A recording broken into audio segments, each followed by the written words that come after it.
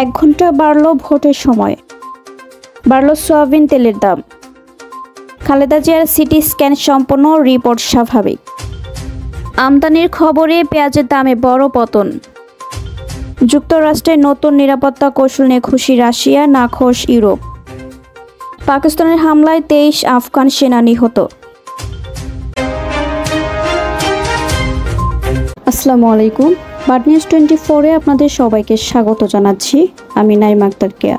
এতক্ষণ দেখছিলেন সংবাদ শিরোনাম, এখন দেখবেন বিস্তারিত। ত্রয়োদশ জাতীয় সংসদ নির্বাচনে ভোট গ্রহণের সময় 1 ঘন্টা বাড়িয়েছে নির্বাচন কমিশন ইসি। নতুন সিদ্ধান্ত অনুযায়ী ভোট শুরু হবে সকাল 7:30 এবং চলবে বিকেল 4:30 পর্যন্ত। রোববার নির্বাচন কমিশন সভায় সিদ্ধান্ত হয়েছে। ইসি সানাউল্লাহ বলেন, জাতীয় নির্বাচন ও গণভোট একসঙ্গে হওয়ার সময় ব্যবস্থাপনা নিশ্চিত করতে ভোটের সময় 1 ঘন্টা বাড়ানোর সিদ্ধান্ত হয়েছে। এবার ভোট শুরু হবে সকাল 7:30 এবং চলবে বিকাল 4:30 পর্যন্ত। তিনি বলেন, মক ভোটিং এর অভিজ্ঞতা ও মাঠ পর্যায়ের মতামতের ভিত্তিতে বুথ সংকট কাটাতে প্রতিটি কক্ষে একাধিক সিক্রেট বুথ স্থাপন করা হবে। কোথাও জায়গা না থাকলে অস্থায়ী বুথ করা হবে বলেও জানান তিনি আরো বলেন, গণভোটের প্রশ্ন ভোটারদের সহজে বুঝতে সুবিধা দিতে প্রতিটি কেন্দ্রে বড় আকারে প্রশ্নের নমুনা ঝুলিয়ে রাখা হবে। গণভোট প্রচার বিষয়ে সরকারের কর্মসূচিতে নির্বাচন কমিশন সহযোগিতা করবে। পঙ্গু, প্রবীণ ও গর্ভবতী ভোটারদের সুবিধা নিশ্চিত করতে কেন্দ্রগুলোকে বিশেষ নির্দেশনা দেওয়া হবে। এদিন সকালে আগারগাঁওয়ে নির্বাচন ভবনে প্রধান নির্বাচন কমিশনার এএমএম নাসির উদ্দিনের সভাপতিত্বে কমিশন সভা হয়। এ সময় 4 নির্বাচন কমিশনার ও ইসি সচিব সহ সংশ্লিষ্ট কর্মকর্তারা উপস্থিত ছিলেন। সরকারের সঙ্গে আলোচনার পর দেশের বাজারে ভোজ্য তেলের দাম বাড়ানোর সিদ্ধান্ত নিয়েছেন ব্যবসায়ীরা। বাণিজ্য মন্ত্রণালয় বৈঠকের পর লিটারে 6 টাকা বা 1 লিটার বোতলজাত সয়াবিন তেলের দাম 195 টাকা নির্ধারণ করা হয়েছে। রোববার 7 ডিসেম্বর ভোজ্য তেলের দাম বাড়িয়ে সংবাদ বিজ্ঞপ্তি দিয়েছে Bangladesh vegetable oil refiners and Vanaspati manufacturers association. নতুন দাম সোমবার 8 ডিসেম্বর থেকে কার্যকর হবে।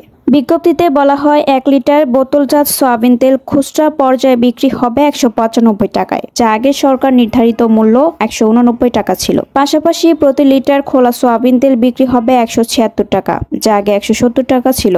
পাশাপাশি প্রতি লিটার পাম তেলের মূল্য নির্ধারণ করা হয়েছে 166 টাকা। সঙ্গে 5 লিটারের বোতলজাত সয়াবিন তেলের মূল্য নির্ধারণ করা হয়েছে 955 টাকা। এদিকে গত 10 নভেম্বর লিটারে 9 টাকা বাড়ানোর অনুমতি চেয়ে বাণিজ্য মন্ত্রণালয় চিঠি দেয় Bangladesh vegetable oil refiners and Vanaspati manufacturers association.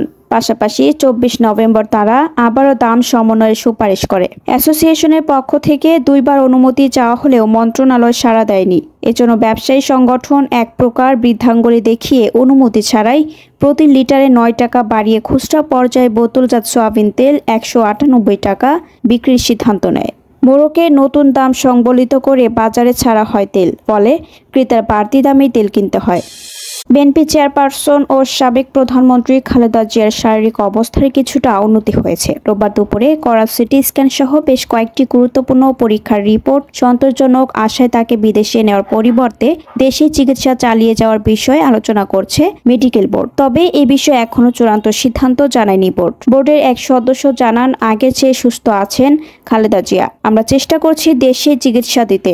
আমাদের বিশ্বাস দেশের চিকিৎসায় সেরে উঠবেন তিনি। ওনার অবস্থা এর চেয়ে বেশি ক্রিটিক্যাল ছিল, তখনও সেরে উঠেছিলেন। দোয়া রাখবেন, লন্ডনে নেওয়ার প্রয়োজন নাও হতে পারে। ম্যাডামের স্বাস্থ্যের বিভিন্ন প্যারামিটার উন্নতি হচ্ছে। সিটি স্ক্যান, ইসিজি সহ কয়েকটি টেস্টও করানো হয়েছে, সেগুলোর রেজাল্টও ভালো এসেছে। খালেদা জিয়াকে আর কতদিন সিসিইউতে রাখা হবে জানতে চাইলে তিনি বলেন, এটি নির্ভর করছে ম্যাডামের শারীরিক উন্নতির উপর।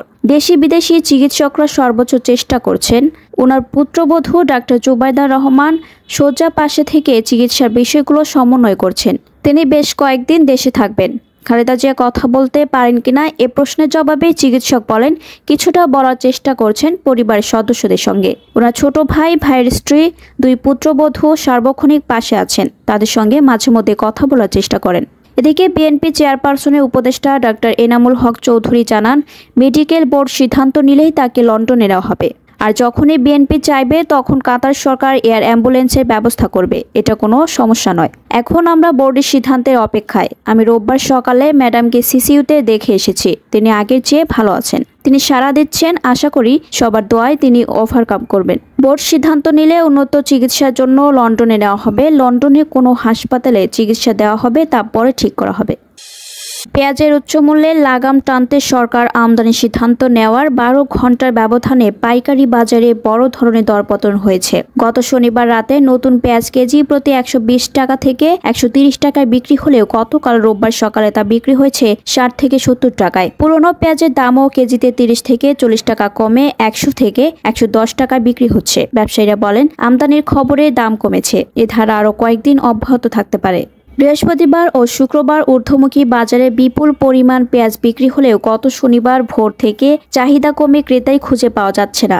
নতুন পেঁয়াজ বাজারে আসার পাশাপাশি আমদানির খবরে শনিবার রাত থেকে দাম কমতে শুরু করে। রোববার দুপুর নাগাদ আগের দিনের তুলনায় পুরনো পেঁয়াজ কেজিতে 30 থেকে 40 টাকা কমে 100 থেকে 110 টাকা হলেও ক্রেতা কম। আর নতুন পেঁয়াজ এখন আগের দামের অর্ধেকে নেমে এসেছে। যুক্তরাষ্ট্রের প্রেসিডেন্ট ডোনাল্ড ট্রাম্পের অনুমোদিত নতুন জাতীয় নিরাপত্তা কৌশলকে স্বাগত জানিয়েছে ক্রেমলিন। রাশিয়া বলছে, এ নীতিমালা তাদের বৈশ্বিক দৃষ্টিভঙ্গির সঙ্গে অনেক ক্ষেত্রেই সামঞ্জস্যপূর্ণ। গত সপ্তাহে প্রকাশিত ওই নথিতে ইউরোপ সভ্যতা বিলুপ্তির মতো হুমকির উল্লেখ করা হয়েছে। এতে ইউক্রেন যুদ্ধের অবসানকে যুক্তরাষ্ট্রের মূল স্বার্থ হিসেবে উল্লেখ করার পাশাপাশি মস্কোর সঙ্গে কৌশলগত স্থিতিশীলতা পুনরুদ্ধারের দিকেও জোর দেওয়া হয়েছে।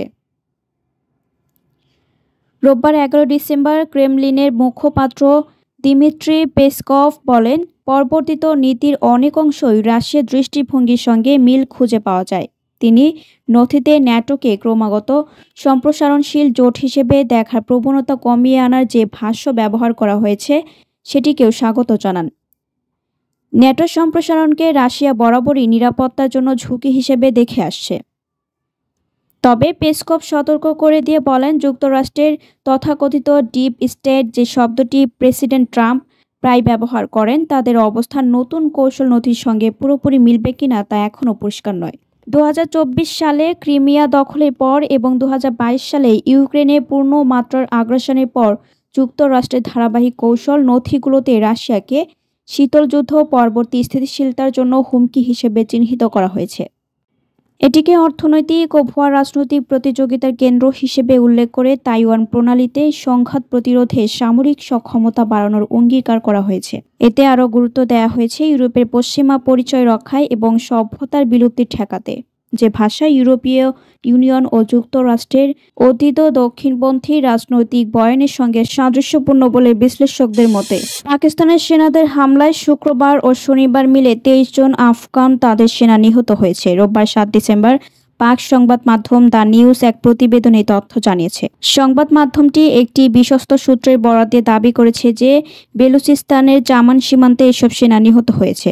সূত্র জানিয়েছে, শুক্রবার মধ্যরাতে সীমান্তের জামান সেক্টরে আফগান সেনারা যুদ্ধবিরতি লঙ্ঘন করে প্রথমে ছোট অস্ত্র দিয়ে গুলি করে। আফগান সেনাদের হামলার জবাবে তাৎক্ষণিকভাবে পাকিস্তানের সেনারা জবাব দেয়।